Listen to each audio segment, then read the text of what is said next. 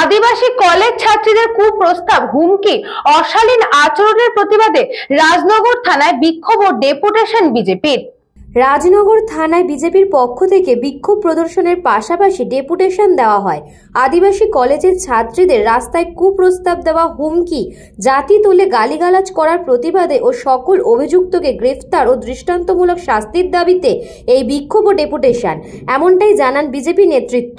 হাজির ছিলেন বিজেপির রাজ্য সাধারণ সম্পাদক জগন্নাথ চট্টোপাধ্যায়, বীরভূম জেলা সভাপতি ধ্রুব কুমার সাহা, দুবরাজপুরের বিধায়ক অনুপ সাহা, ব্লক নেতৃত্বের মধ্যে অনুপ গড়াই, শ্যামল গোস্বামী প্রমুখ। মিছিল করে এসে তারা এদিন ডেপুটেশন দেন। তারা মিডিয়ার সামনে প্রতিক্রিয়া জানান বিজেপি নেতা জগন্নাথ চট্টোপাধ্যায়, ধ্রুব সাহা সহ অন্যান্যরা। সংবাদ সূত্রে জানা গিয়েছে, এই ঘটনায় রাজনগর থানার পুলিশ দুজন অভিযুক্তকে গ্রেফতার করেছে। ধৃতদের নাম ধ্রুব ভান্ডারী ও কৌশিক রায়। স্থানীয়রা বলেন, কৌশিক তৃণমূল কংগ্রেসের রাজনগর ব্লকের সহসভাপতি রানা প্রতাপ রায়ের পুত্র। বিজেপির দাবি পুলিশ ভালোভাবে তদন্ত করুক, আরও যারা জড়িত আছে তাদের গ্রেফতার করুক।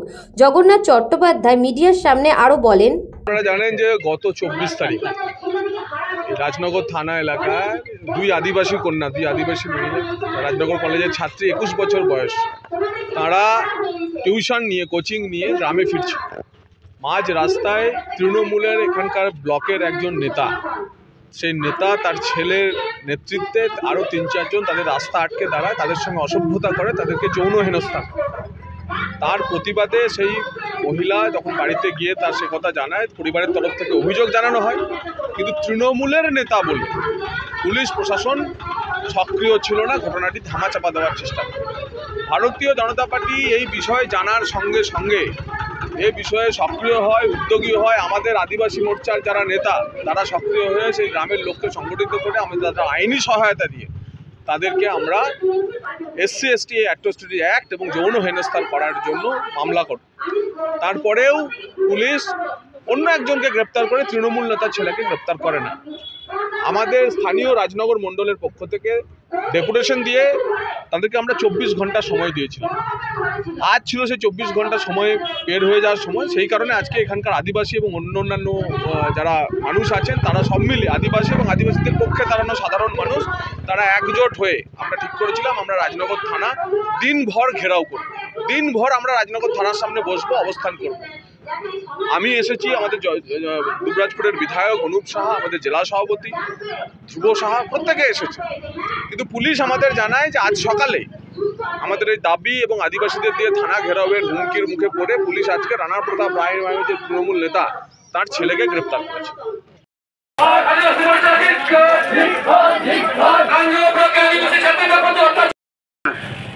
যে রাজনগর ব্লকের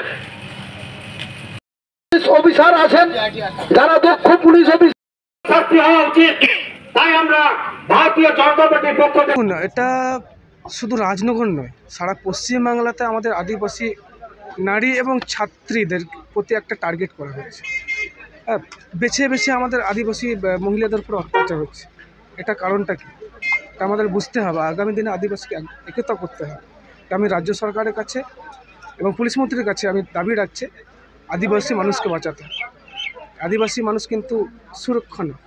24/10/2025 তারিখ ওই রাজনগরের তোমার বৈকাল 3:30 নাগাদ ওই রাজনগর কোচিং সেন্টার থেকে বাড়ি ফিরছিল দুজন মহিলা, তারা স্টুডেন্ট, দুজনেই স্টুডেন্ট, নাবালিকা নয়, সাবালিকা। সে মতো অবস্থাতে 3টে ছেলে লোকাল এলাকায়, ওই 3জন ছেলে ওই 2জন স্টুডেন্টকে আটকানোর পর ওদেরকে কুপ্রস্তাব দিয়েছিল। তারপরে ওরা প্রতিবাদ করলে দেখে নেবো বলে থ্রেনিং ভয় দেখিয়েছিল। তারপরে জাতপাত তুলে গাল দিয়েছিল, ট্রাইবেল ওমেন। তারপর গতকালকে একজনকে অ্যারেস্ট করা হয়েছিল, সে এখন জেল কাস্টডিতে রয়েছে। এবং আজকেও একজনকে অ্যারেস্ট করা হয়েছে।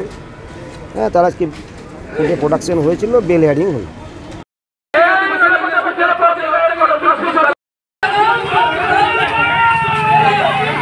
বীরভূম থেকে সংকল্প দের report, news Banga time. St. Augustine's Day School, Barakpur. Success for every child. Admission open 2026 to 2027. Contact number 900793 4555.